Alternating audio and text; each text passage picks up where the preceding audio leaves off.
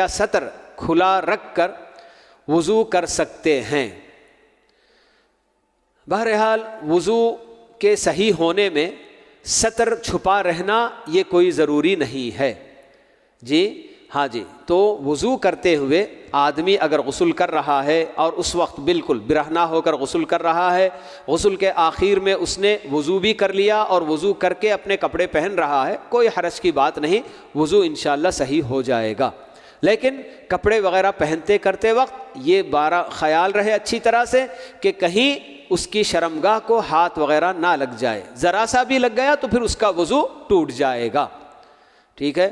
تو یہ آج کے سوالات تھے۔ اللہ تعالیٰ سے دعا ہے کہ اللہ رب العالمین ہمیں اسی طرح سے ہمارے اپنے دین کے احکام جی معلوم کرنے، سمجھنے اور ان پر عمل پیرا ہونے کی اللہ تعالیٰ ہم سب کو توفیق نصیب فرمائے، آمین۔ وآخر دعوانا ان الحمد للہ رب العالمین، وصلی اللہ وسلم علی نبینا محمد وعلی آلہ واصحابہ اجمعین۔